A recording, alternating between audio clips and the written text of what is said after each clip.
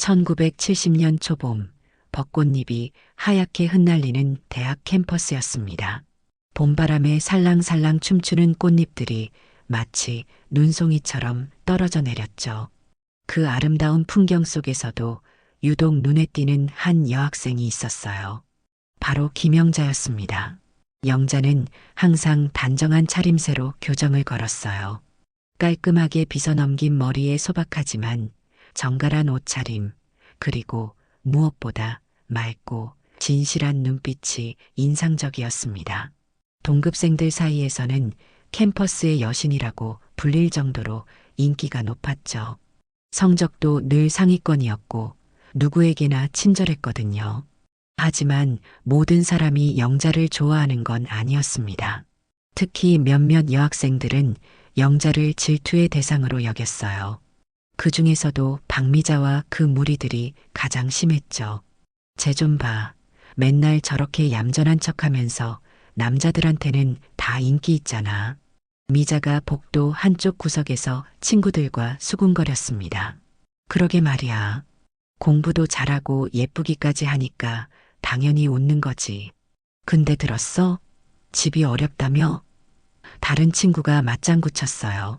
아, 그래서 항상 도서관에서 살다시피 하나 봐. 밤늦게까지 남아있더라고.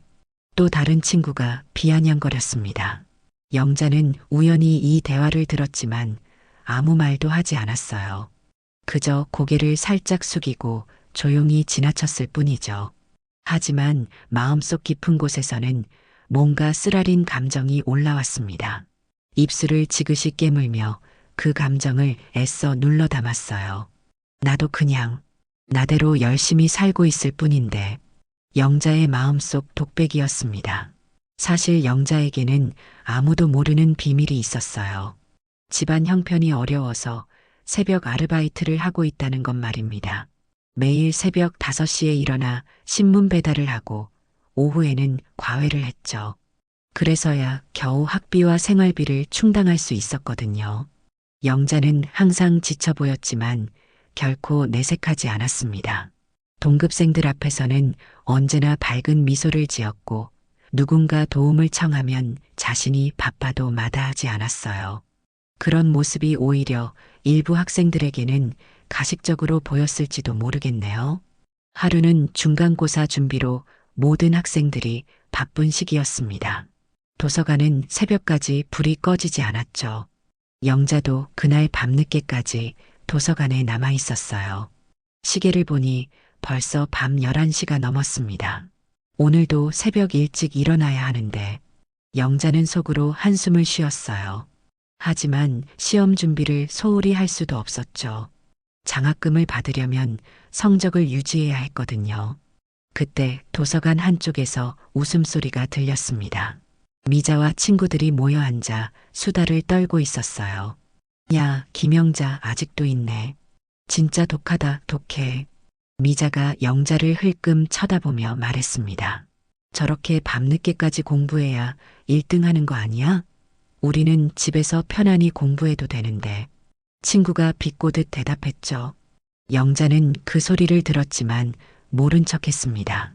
책에 더욱 집중하려고 노력했어요. 하지만 마음은 이미 상처받은 상태였죠. 왜 사람들은 자신의 노력을 폄하하는 걸까요?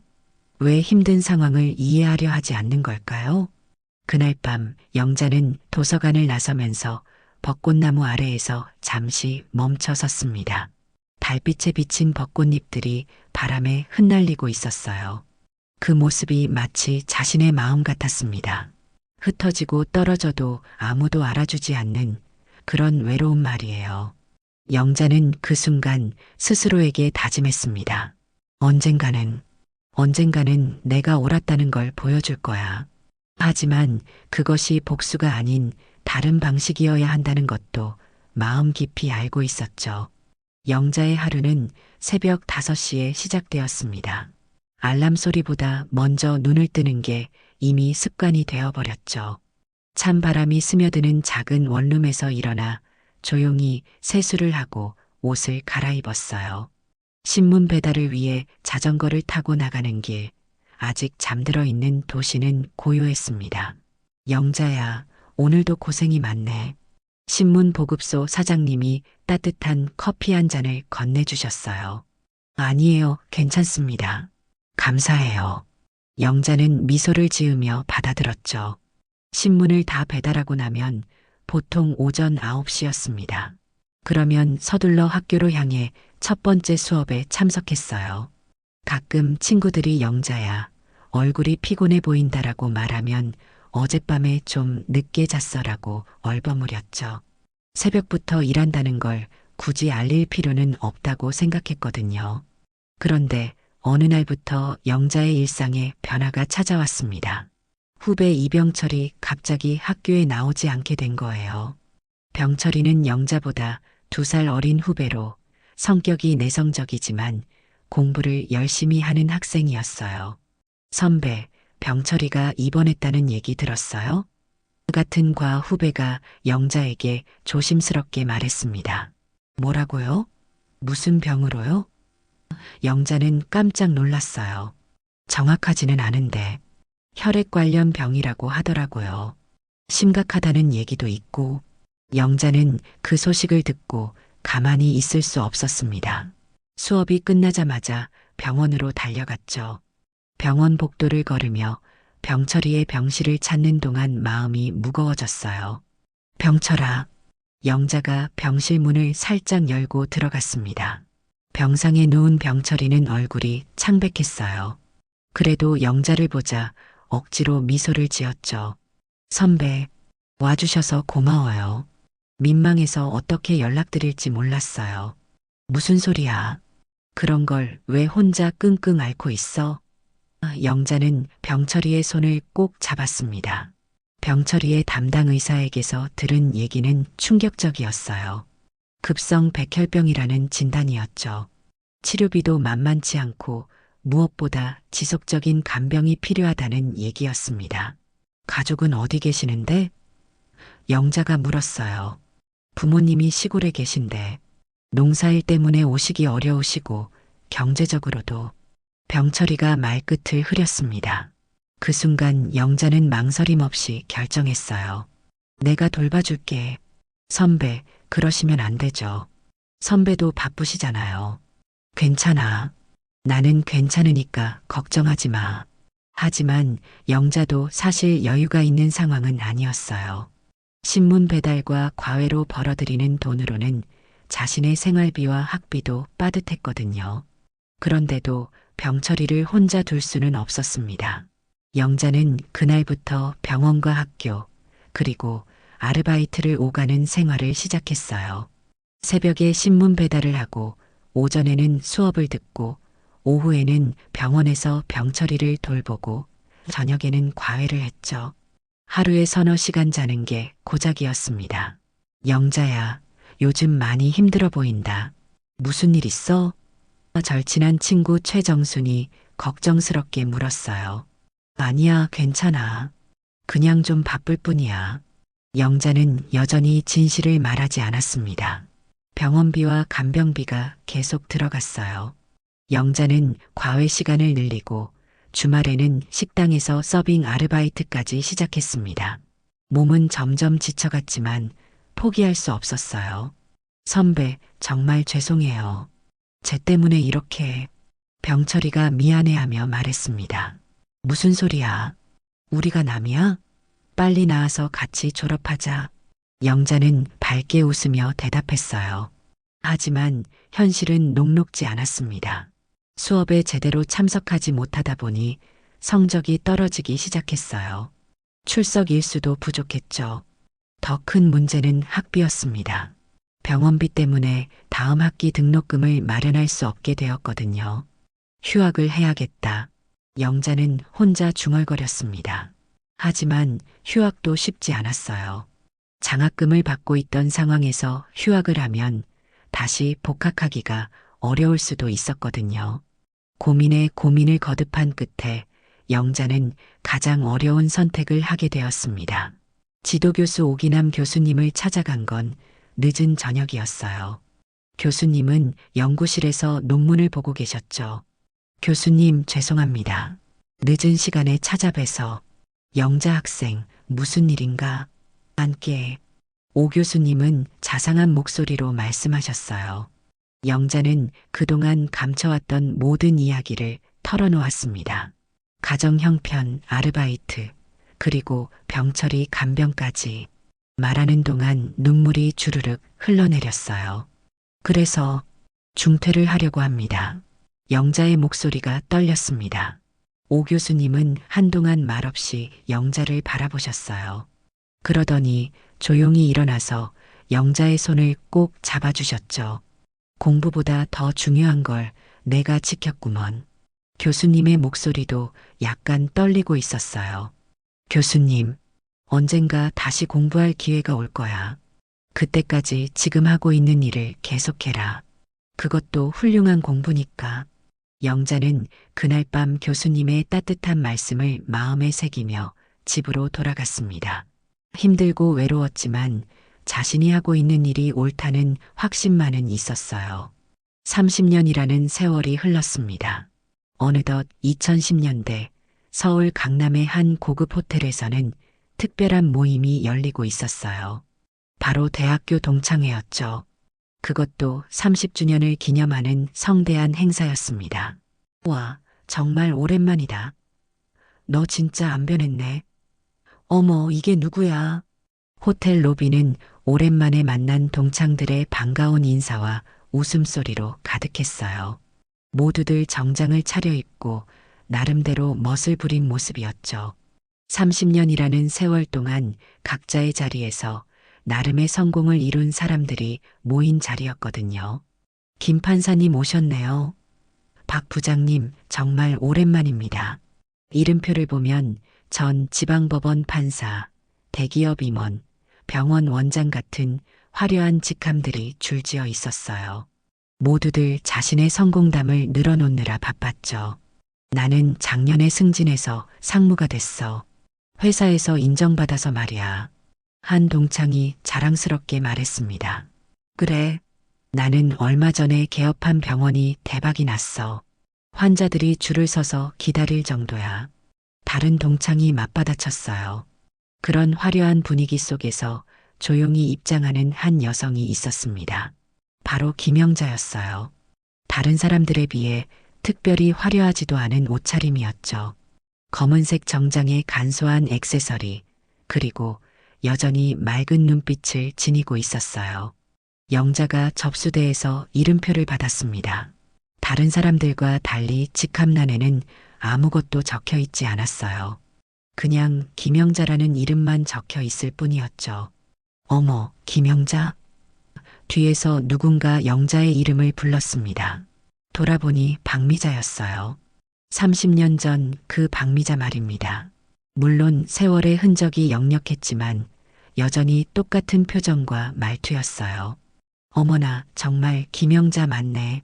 와, 진짜 오랜만이다. 미자가 다가와서 영자를 위아래로 훑어봤습니다. 안녕하세요, 미자씨. 영자는 조용히 인사했어요. 야, 너 여기 어떻게 왔어? 이 호텔 회원 아니면 못 들어오는 거 아니야? 미자의 목소리에는 여전히 비꼬는 듯한 톤이 섞여 있었어요. 다른 동창들도 하나둘 영자 주변으로 모여들었습니다. 모두들 호기심 어린 시선으로 영자를 바라봤죠. 김영자, 정말 오랜만이네. 그동안 뭐하고 살았어? 한 남자 동창이 물었어요. 그러게, 연락도 안 되고 소식도 못 들었는데. 다른 여자 동창이 거들었죠. 영자는 담담하게 대답했습니다. 그냥 조용히 살았어요. 조용히 살았다고? 뭐 하면서? 미자가 계속 캐묻듯 물었어요. 그때 호텔 직원 한 명이 황급히 다가왔습니다. 정확히는 총지배인이었어요. 조만식이라는 이름표를 단 중년 남성이 영자 앞에서 공손히 고개를 숙였죠. 사모님, 안녕하십니까? 조 총지배인이 정중하게 인사했습니다. 순간 주변이 조용해졌어요. 사모님이라는 호칭에 모든 사람들이 귀를 쫑긋 세웠거든요. 회장님께서 곧 도착하신다고 연락이 왔습니다. 혹시 필요한 것이 있으시면 언제든 말씀해 주세요. 조 총지배인이 계속 말했어요. 동창들은 서로 얼굴을 마주보며 당황한 표정을 지었습니다. 사모님? 회장님? 대체 무슨 일인 걸까요? 신경 써줘서 고마워요. 영자는 여전히 차분한 목소리로 답했어요. 총지배인이 물러간 후 주변은 더욱 정적에 휩싸였습니다. 아까까지 자신들의 성공담을 자랑하던 사람들이 갑자기 말문이 막힌 거였어요.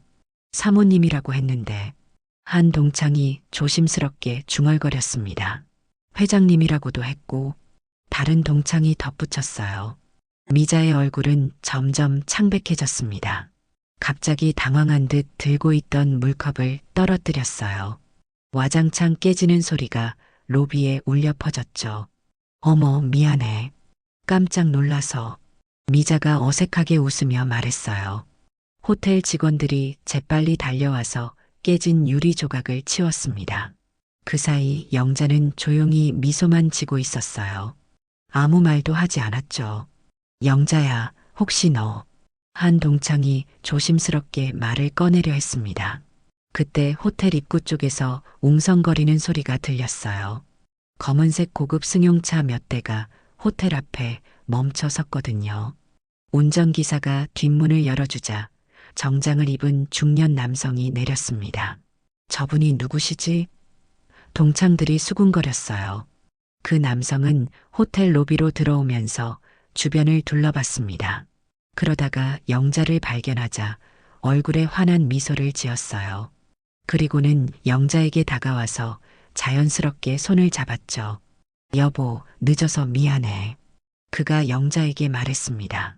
동창들은 이제 완전히 얼어붙었어요. 저 남성이 바로 회장님인 것 같았거든요. 그런데 김영자와 부부 사이라니. 괜찮아요. 나도 방금 왔어요. 영자가 남편에게 답했습니다. 그때 호텔 직원 한 명이 다가와서 남편에게 속삭였어요. 회장님, 모든 준비가 완료되었습니다. 이제야 동창들이 상황을 파악하기 시작했습니다. 김영자가 이 호텔의 회장 부인이라는 것을, 그리고 자신들이 얼마나 큰 실수를 했는지도 말이에요. 동창회가 본격적으로 시작되었습니다. 호텔의 대연회장은 화려한 샹들리에와 우아한 장식으로 꾸며져 있었어요. 300여 명의 동창들이 둥근 테이블에 둘러앉아 담소를 나누고 있었죠. 정말 오랜만에 이렇게 많은 사람들이 모였네요. 동창회장이 마이크를 잡고 말했습니다. 영자는 남편과 함께 앞쪽 테이블에 앉아 있었어요. 여전히 조용한 미소를 지으며 주변을 둘러보고 있었죠. 하지만 다른 동창들의 시선은 계속 영자에게 쏠려 있었습니다. 저 사람이 정말 김영자 맞나? 호텔 회장 부인이라니 믿어지지 않아. 우리가 학교 다닐 때는 그렇게 어려웠는데. 수군거리는 소리가 여기저기서 들렸어요. 특히 미자가 앉은 테이블에서는 더욱 심했죠. 야, 나 진짜 어이없어. 우리가 김영자를 그렇게 무시했잖아. 미자 옆에 앉은 친구가 속삭였습니다. 그러게 말이야. 그때 우리가 너무했나? 다른 친구도 불안한 표정으로 말했어요. 미자는 얼굴이 빨갛게 달아올랐습니다. 부끄러움인지 당황함인지 모를 감정이 복잡하게 얽혀 있었거든요. 식사가 진행되는 동안에도 분위기는 어수선했어요. 평소 같으면 자신들의 성공담으로 시끄러웠을 텐데 이상하게 조용했거든요. 모두들 영자의 존재 때문에 위축된 느낌이었어요. 이제 특별한 시간을 마련했습니다. 사회를 보던 동창회장이 다시 마이크를 잡았어요. 오늘 우리와 함께 해주신 특별한 분을 소개하겠습니다. 이 호텔의 회장님이시면서 우리의 동창인 김영자 선배님의 남편분이십니다. 박수가 터져 나왔지만 어딘가 어색한 분위기였어요. 영자의 남편이 천천히 무대로 올라갔습니다. 안녕하십니까. 호텔 회장 이병철입니다. 그가 마이크를 잡고 인사했어요. 이병철이라는 이름을 들은 순간 몇몇 동창들의 표정이 변했습니다. 어디서 들어본 이름 같았거든요. 사실 저도 여러분과 인연이 있습니다. 저는 여러분보다 2살 어린 후배였어요. 병철이 차분하게 말을 이어갔습니다. 그런데 제가 대학생 때 큰 병을 앓았습니다. 급성 백혈병이었죠. 당시 저는 죽을 수도 있다는 진단을 받았어요. 연회장이 조용해졌습니다. 모든 사람들이 숨을 죽이며 병철의 이야기에 귀를 기울였어요. 그때 저는 정말 절망적이었습니다. 부모님은 시골에 계셨고 경제적으로도 어려웠거든요. 혼자서 병원에 누워 있으면서 많은 생각을 했어요. 이대로 죽는 건 아닐까 하고 말입니다. 병철의 목소리가 약간 떨렸어요. 30년 전의 기억을 떠올리는 게 쉽지 않았거든요. 그런데 그때 저를 구해준 사람이 있었습니다. 바로 김영자 선배님이었어요. 모든 시선이 영자에게 쏠렸습니다. 영자는 여전히 조용히 앉아 있었지만 눈가가 살짝 붉어져 있었어요. 선배님은 저를 돌보기 위해 학업을 포기하셨습니다. 매일 병원에 와서 간병을 해주셨고 병원비까지 대신 내주셨어요. 병철이 계속 말했습니다. 연회장은 더욱 조용해졌어요. 어떤 사람들은 눈물을 닦고 있었죠. 저는 그때 몰랐습니다. 선배님이 저를 돌보느라 얼마나 힘드셨는지, 얼마나 많은 것을 포기하셨는지. 병철의 목소리가 더욱 떨렸어요. 선배님은 새벽부터 밤늦게까지 아르바이트를 하시면서 제 병원비를 대주셨어요. 그러다 보니 학교에 제대로 다니지 못하게 되셨고 결국 중퇴까지 하게 되셨죠. 이제 많은 동창들이 고개를 숙이고 있었습니다. 특히 미자는 얼굴을 두 손으로 가리고 있었어요. 하지만 선배님은 끝까지 저를 포기하지 않으셨습니다. 덕분에 저는 완치될 수 있었고 새로운 인생을 시작할 수 있었어요. 병철이 잠시 말을 멈추고 영자를 바라봤습니다. 영자는 미소를 지으며 고개를 끄덕였어요. 그 후 저는 열심히 공부해서 경영학을 전공했고 작은 사업부터 시작해서 지금의 호텔까지 운영하게 되었습니다. 하지만 이 모든 것이 가능했던 건 김영자 선배님 덕분입니다. 박수가 터져 나왔지만 많은 사람들이 울고 있었어요. 감동의 박수였죠. 선배님이 없었다면 지금의 저는 존재하지 않았을 겁니다. 그래서 오늘 이 자리에서 다시 한번 감사 인사를 드리고 싶었어요. 병철이 무대에서 내려와 영자에게 깊숙이 고개를 숙여 인사했습니다. 영자는 일어나서 병철의 손을 잡아 일으켰어요. 괜찮아요. 다 지난 일이고 당신이 건강해진 게 가장 중요해요. 영자가 조용히 말했습니다. 그 순간 연회장 안의 모든 사람들이 일어나서 박수를 쳤어요. 하지만 그 박수 속에는 감동뿐만 아니라 부끄러움도 섞여 있었죠. 특히 미자와 몇몇 동창들에게는 말입니다. 이제야 그들은 깨달았어요. 30년 전 자신들이 얼마나 큰 잘못을 했는지, 그리고 진정한 성공이 무엇인지를 말이에요. 병철의 감동적인 고백이 끝나고 연회장에는 여전히 숙연한 분위기가 흘렀습니다. 많은 동창들이 아직도 감정을 추스르지 못하고 있었어요. 어떤 이들은 조용히 눈물을 닦고 있었고 어떤 이들은 멍하니 앉아 있었죠. 그때 연회장 뒤쪽 문이 조용히 열렸습니다. 휠체어를 탄 한 노인이 천천히 들어오고 있었어요. 머리가 하얗게 센 80대 노인이었지만 눈빛만은 여전히 또렷했습니다. 저분이 누구시지? 몇몇 동창들이 수군거렸어요. 하지만 영자는 그 노인을 보자마자 알아봤습니다. 바로 오기남 교수님이었거든요.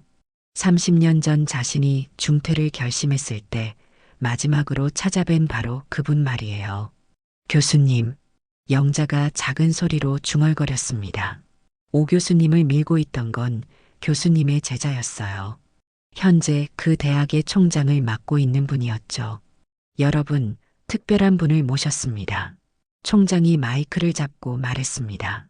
우리 대학 국문학과의 명예교수이시면서 오늘 이 자리에 계신 많은 분들의 은사이신 오기남 교수님이십니다. 연회장 안의 동창들이 일제히 일어나서 박수를 쳤어요. 오 교수님은 많은 학생들에게 존경받는 분이었거든요. 오 교수님의 휠체어가 무대 앞까지 왔습니다. 총장이 마이크를 교수님께 건네드렸어요. 반갑습니다. 여러분들의 얼굴을 보니 참 감회가 새롭네요. 오 교수님의 목소리는 나이에 비해 힘이 있었어요. 오늘 이 자리에 온 건 특별한 이유가 있습니다. 제 제자 중에서 가장 자랑스러운 학생에 대해 말씀드리고 싶어서요. 동창들은 호기심 어린 눈빛으로 교수님을 바라봤습니다. 누구에 대한 이야기일까요? 그 학생은 성적도 훌륭했지만 무엇보다 인격이 뛰어났습니다. 항상 다른 사람을 먼저 생각하는 마음을 가지고 있었어요. 오 교수님이 잠시 말을 멈추고 영자를 바라봤습니다. 영자는 고개를 숙이고 있었어요. 그런데 그 학생이 어느 날 저를 찾아왔습니다. 눈물을 흘리면서 중퇴를 하겠다고 하더군요. 처음엔 무슨 일인지 몰랐습니다. 교수님의 목소리가 약간 떨렸어요. 30년 전에 그 기억이 여전히 생생했거든요. 알고 보니 아픈 후배를 돌보느라 학업을 계속할 수 없게 된 거였습니다. 자신의 미래보다 남의 생명이 더 소중하다고 생각한 거죠.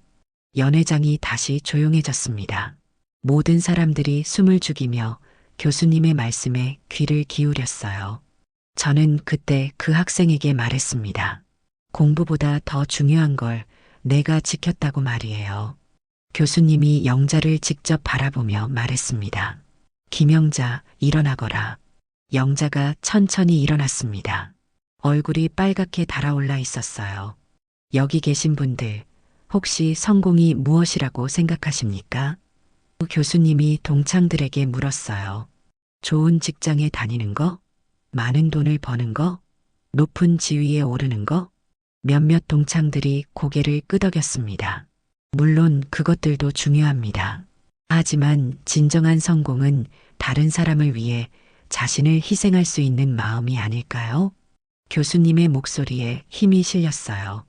여기 있는 사람 중에 영자보다 더 위대한 사람이 있다고 생각하십니까? 연회장은 완전히 조용해졌습니다. 아무도 대답하지 못했어요. 지위도 돈도 중요하지만 남을 위해 자기 모든 걸 내어줄 수 있는 사람. 저는 그런 제자를 두었다는 게 자랑스럽습니다.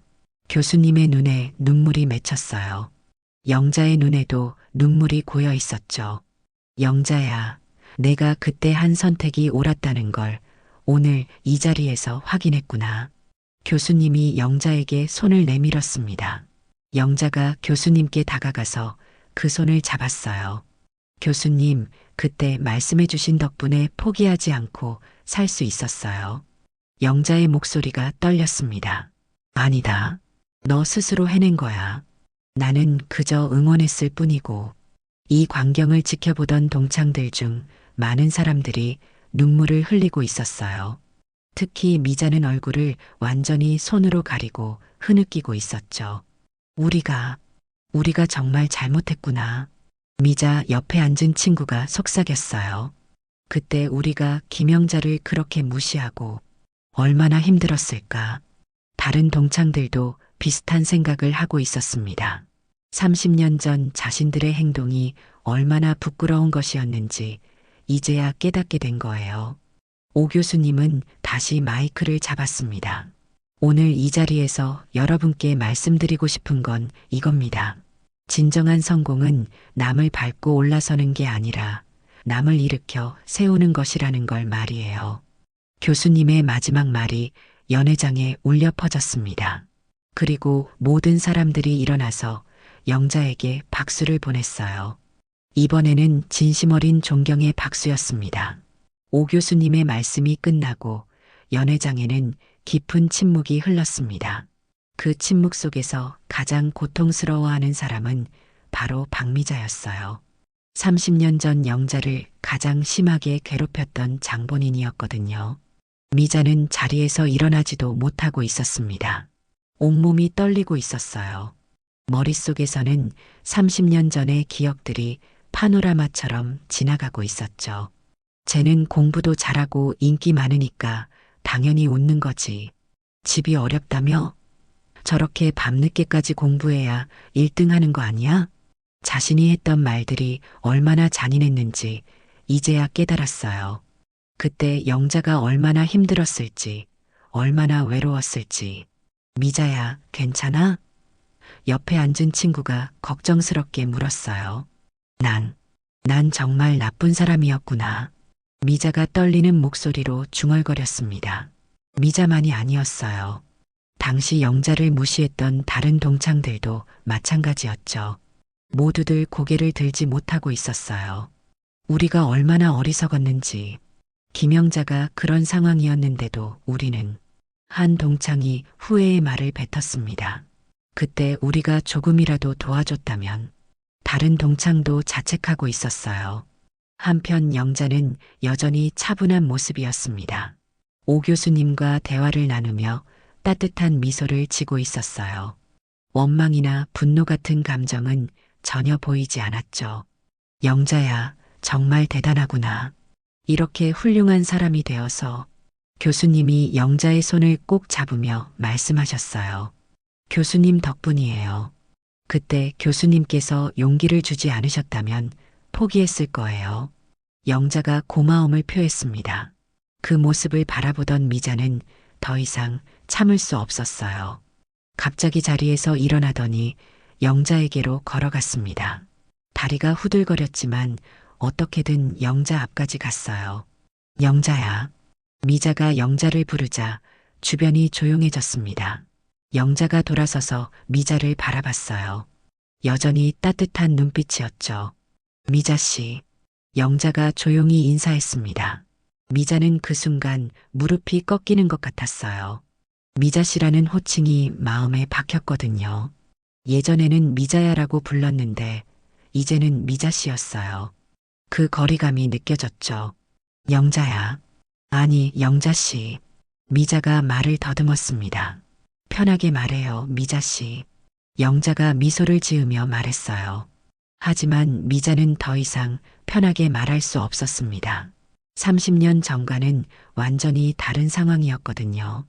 그때는 자신이 영자를 무시했지만 이제는 정말 미안해. 미자의 목소리가 떨렸어요. 우리가 너무 몰랐어. 너무 잘못했어. 미자의 눈에서 눈물이 떨어졌습니다. 그때 너가 얼마나 힘들었는지 우리는 전혀 몰랐어. 아니, 알려고 하지도 않았어. 미자가 계속 사과하자 다른 동창들도 하나둘 다가왔어요. 모두들 미안한 마음을 감추지 못하고 있었죠. 김영자, 정말 미안하다. 한 남자 동창이 고개를 숙이며 말했어요. 우리가 너무 어리석었어. 진짜 중요한 걸 보지 못했어. 여자 동창도 사과했습니다. 영자는 그런 동창들을 바라보며 조용히 미소를 지었어요. 하지만 그 미소 속에는 복잡한 감정이 섞여 있었죠. 기쁨도 있었고 안타까움도 있었어요. 괜찮아요. 모두 다 지난 일이잖아요. 영자가 차분하게 말했습니다. 하지만 동창들에게는 다 지난 일이 아니었어요. 30년 동안 가슴속에 묻어두었던 부끄러움이 한꺼번에 터져 나오고 있었거든요. 아니야, 지난 일이 아니야. 미자가 고개를 저었어요. 우리가 너한테 한 짓들, 그건 절대 용서받을 수 없는 일이야. 미자의 고백을 들으며 다른 동창들도 하나둘 자신들의 잘못을 인정하기 시작했어요. 정말 부끄럽다. 우리가 그때 얼마나 이기적이었는지. 김영자가 우리보다 훨씬 대단한 사람이었는데 진짜 성공한 사람이 누구인지 이제 알겠어. 영자는 그런 동창들을 바라보며 마음이 복잡했어요. 한편으로는 이해받는다는 기쁨이 있었지만 다른 한편으로는 안타까움도 있었죠. 이렇게 오랜 시간이 흘러서야 서로를 이해하게 되다니. 정말 괜찮아요. 우리 모두 어렸잖아요. 영자가 다시 한번 말했습니다. 하지만 그 말이 오히려 동창들에게는 더 큰 부끄러움을 안겨주었어요. 이렇게 너그러운 모습을 보이는 영자가 더욱 위대해 보였거든요. 미자는 그 순간 깨달았습니다. 진정한 승리는 복수가 아니라 용서라는 것을, 그리고 진정한 품격은 남을 이해하고 받아들이는 마음이라는 것을 말이에요. 미자의 사과가 이어지는 동안 연회장의 분위기는 점점 더 숙연해졌습니다. 다른 동창들도 하나둘 영자에게 다가와 사과의 인사를 건넸어요. 하지만 영자의 반응은 예상과 달랐습니다. 정말 미안합니다, 영자야. 한 동창이 다가와 말했어요. 괜찮습니다, 준호 씨. 영자가 미소를 지으며 답했습니다. 순간 준호는 멈칫했어요. 분명히 자신은 영자야라고 반말로 불렀는데 영자는 준호 씨라고 존댓말로 대답한 거였거든요. 그리고 예전처럼 준호야가 아니라 준호 씨였죠. 그때 우리가 정말 어리석었어. 용서해줘. 다른 동창도 다가왔어요. 물론이죠, 상민 씨. 다 지난 일이에요. 영자가 역시 존댓말로 답했습니다. 동창들은 하나둘 깨닫기 시작했어요. 영자가 자신들에게 존댓말을 쓰고 있다는 것을, 그리고 이름 뒤에 씨를 붙이고 있다는 것을 말이에요. 미자도 그것을 느꼈습니다. 아까 영자가 자신을 미자 씨라고 불렀을 때부터 뭔가 이상했거든요. 30년 전에는 서로 친구 사이였는데 이제는 어색한 거리감이 느껴졌어요. 영자야, 우리 사이에 왜 존댓말을 해? 미자가 조심스럽게 물었습니다. 영자는 잠시 미자를 바라봤어요. 그 눈빛에는 여전히 따뜻함이 있었지만 동시에 어떤 선명한 경계도 있었죠. 아, 습관이 되어버렸나 봐요. 죄송해요, 미자 씨. 영자가 다시 존댓말로 답했어요. 하지만 그것이 단순한 습관이 아니라는 걸 미자는 알 수 있었어요. 영자의 존댓말 속에는 깊은 의미가 담겨 있었거든요. 바로 우리는 이제 그때와 다른 관계라는 메시지였죠. 영자 씨, 미자가 말끝을 흐렸습니다. 영자의 존댓말이 상대방에게 주는 메시지는 명확했어요. 나는 당신들을 원망하지 않습니다. 하지만 예전처럼 가까운 사이는 아니에요. 이런 뜻이었죠. 다른 동창들도 이제 그것을 이해하기 시작했어요. 영자는 복수를 하지 않았지만 그렇다고 해서 아무것도 변하지 않은 건 아니었어요. 관계는 변했고 거리는 생겼죠. 우리가 정말 돌이킬 수 없는 실수를 한 거구나. 한 동창이 중얼거렸어요. 영자의 존댓말 속에서 그들은 깨달았습니다. 진정한 용서라는 건 모든 걸 예전처럼 되돌리는 게 아니라는 것을 말이에요. 상처는 치유되지만 관계는 변할 수 있다는 것을요. 영자 씨, 정말 대단해요. 한 여자 동창이 진심으로 말했어요. 이렇게 너그럽게 용서해 주시다니 저희가 부끄럽습니다. 영자는 고개를 가볍게 끄덕였어요. 과거는 과거일 뿐이에요. 지금이 더 중요하죠. 영자가 차분하게 말했습니다. 그 말 속에서 동창들은 또 다른 메시지를 읽었어요. 나는 과거에 매달리지 않습니다. 하지만 현재의 우리 관계는 과거의 결과입니다. 이런 의미였죠. 미자는 그 순간 완전히 무너졌어요. 영자의 품격 있는 태도가 오히려 자신의 과거 행동을 더욱 부끄럽게 만들었거든요. 복수를 당하는 것보다 이렇게 너그럽게 용서받는 게 더 고통스러웠어요. 영자 씨, 미자가 떨리는 목소리로 말했어요. 제가 정말 잘못했어요. 그때 왜 그렇게 못됐는지. 영자는 미자를 바라보며 부드럽게 미소를 지었어요. 미자 씨도 나름대로 힘든 시기였을 거예요. 서로 이해하지 못했던 거죠. 영자의 이런 반응은 미자에게 더 큰 충격을 주었어요. 자신을 이해하려고 노력하는 모습까지 보이다니. 아니에요. 변명할 수 없어요. 제가 너무 이기적이었어요. 미자가 고개를 저었어요. 주변의 다른 동창들도 비슷한 마음이었어요. 영자의 품격 있는 태도를 보며 자신들의 과거가 더욱 부끄러워졌죠. 정말 어른이시네요. 한 동창이 감탄하며 말했어요. 저희는 아직도 성장해야 할 게 많은 것 같아요. 영자는 그런 동창들을 바라보며 마음이 복잡했어요. 한편으로는 이해받는다는 기쁨이 있었지만 다른 한편으로는 이렇게 오랜 시간이 흘러서야 서로를 이해하게 되는 게 안타깝기도 했죠. 우리 모두 경험을 통해 배우는 거 아닐까요? 영자가 말했어요. 중요한 건 지금부터예요. 그 말을 들으며 동창들은 영자의 진정한 품격을 느꼈어요. 과거를 탓하지 않고 현재와 미래에 집중하는 성숙한 태도였죠. 오 교수님도 이 광경을 지켜보며 뿌듯한 표정을 지었어요.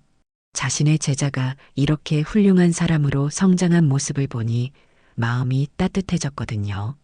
역시 내가 믿은 학생이야. 교수님이 속으로 중얼거렸습니다. 연회장의 분위기는 이제 완전히 바뀌었어요. 처음에 들뜬 분위기에서 깊은 성찰의 시간으로 변한 거였죠. 많은 동창들이 자신의 인생을 되돌아보며 진정한 성공이 무엇인지 생각하고 있었어요. 동창회가 막바지에 접어들었습니다. 시간은 벌써 밤 10시를 넘기고 있었어요. 하지만 아무도 자리를 뜨려 하지 않았습니다. 오늘 있었던 일들이 너무 충격적이었거든요. 영자는 남편 병철과 함께 자리에서 일어났어요. 이제 집으로 돌아갈 시간이었죠. 먼저 가보겠습니다. 영자가 동창들에게 인사했습니다. 영자 씨, 잠깐만요. 미자가 급하게 불러 세웠어요. 영자가 돌아서서 미자를 바라봤습니다. 여전히 따뜻한 눈빛이었어요. 연락처 좀 알 수 있을까요? 미자가 조심스럽게 물었어요. 영자는 잠시 생각하더니 명함을 꺼내서 미자에게 건네주었습니다. 하지만 그 명함에는 호텔 대표 번호만 적혀 있었어요. 개인 연락처는 없었죠. 호텔로 연락하시면 됩니다. 영자가 말했어요. 미자는 그 순간 깨달았어요. 영자가 자신들과 개인적인 관계를 유지할 생각이 없다는 것을 말이에요. 공식적인 연락은 가능하지만 사적인 만남은 어렵다는 메시지였죠. 아, 네, 알겠습니다. 미자가 아쉬운 듯 대답했어요. 다른 동창들도 비슷한 마음이었어요. 영자와 다시 가까워지고 싶었지만 그럴 수 없다는 걸 알고 있었거든요. 영자와 병철이 연회장을 나서자 동창들이 뒤따라 나왔어요. 호텔 로비까지 배웅하고 싶었거든요. 로비에서 영자는 오 교수님께 작별 인사를 드렸습니다. 교수님, 오늘 와주셔서 정말 감사했어요. 영자가 깊숙이 고개를 숙였어요. 아니다, 내가 더 고맙다. 이렇게 훌륭한 제자를 둔 게 자랑스럽구나. 교수님이 영자의 손을 꼭 잡으셨어요. 앞으로도 지금처럼 살아라. 너는 이미 충분히 성공한 사람이야. 영자의 눈에 다시 눈물이 맺혔어요. 교수님의 따뜻한 격려가 가슴 깊이 와닿았거든요. 교수님 건강하세요. 영자가 마지막 인사를 드렸습니다. 영자와 병철이 호텔 입구로 걸어가는 모습을 동창들이 지켜봤어요. 두 사람이 손을 잡고 걸어가는 뒷모습이 참 아름다워 보였죠. 호텔 앞에는 검은색 고급 승용차가 기다리고 있었어요. 운전기사가 문을 열어주자 병철이 먼저 영자를 차에 태웠습니다. 그리고 자신도 차에 올랐어요. 차가 출발하기 전 영자가 창문을 내리고 동창들을 바라봤습니다. 그리고 조용히 고개를 끄덕여 인사했어요. 그 눈빛에는 원망도 없었고 복수심도 없었습니다. 오직 평온한 미소만 있었죠. 안녕히 가세요. 몇몇 동창들이 손을 흔들며 작별 인사를 했어요. 차가 천천히 움직이기 시작했습니다. 동창들은 그 차가 완전히 사라질 때까지 지켜봤어요. 차가 사라진 후 로비에는 다시 정적이 흘렀습니다. 동창들은 서로의 얼굴을 바라보며 복잡한 감정에 휩싸여 있었어요. 진짜 대단한 사람이었구나. 한 동창이 중얼거렸어요. 복수도 하지 않고 원망도 하지 않고 어떻게 저렇게 살 수 있을까? 우리가 배워야 할 게 정말 많구나. 다른 동창이 감탄하며 말했어요. 미자는 여전히 영자가 준 명함을 손에 쥐고 있었어요. 하지만 그 명함에 적힌 번호로 전화를 걸 용기는 없었죠. 뭔가 선을 넘는 것 같았거든요. 미자야, 괜찮아? 친구가 걱정스럽게 물었어요. 응, 그냥 많이 부끄러워. 미자가 솔직하게 답했어요. 우리가 그동안 진짜 성공이 뭔지 몰랐구나. 그때 한동창이 깊은 한숨을 쉬며 말했어요. 진짜 성공한 사람은 저런 거구나. 부끄럽다 나. 그 말이 모든 동창들의 마음을 대변했어요. 오늘 밤 그들은 진정한 승리가 무엇인지, 진정한 품격이 무엇인지 배웠거든요. 영자는 복수를 하지 않았습니다. 대신 용서를 했어요. 하지만 그 용서는 무조건적인 것이 아니었죠. 분명한 선을 그어 놓았어요. 나는 당신들을 용서합니다. 하지만 우리 관계는 변했습니다. 이것이 바로 진정한 품격이었어요. 상대방을 파괴하지 않으면서도 자신의 존엄을 지키는 것. 복수보다 더 강력한 메시지를 전달하는 것 말이에요. 차 안에서 영자는 창밖을 바라보며 생각에 잠겨 있었어요. 30년이라는 긴 세월을 거쳐 다시 만난 동창들.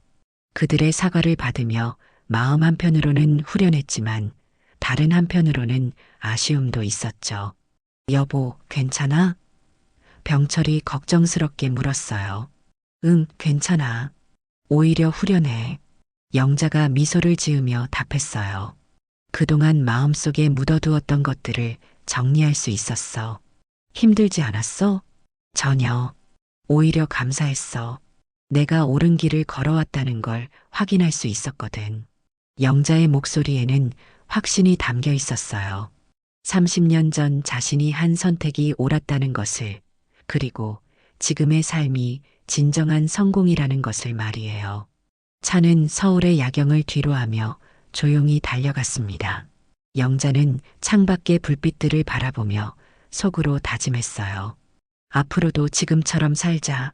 남을 원망하지 말고, 복수하지 말고, 그저 내 길을 묵묵히 걸어가자. 그것이 김영자만의 품격이었고, 그녀만의 승리 방법이었습니다.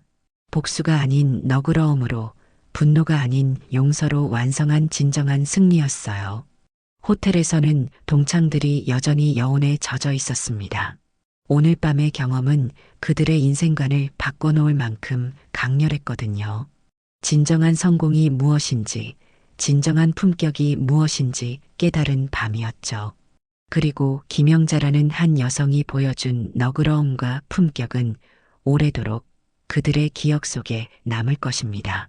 복수보다 강력한 용서의 힘, 그것이 바로 진정한 승리라는 것을 배운 소중한 시간이었어요.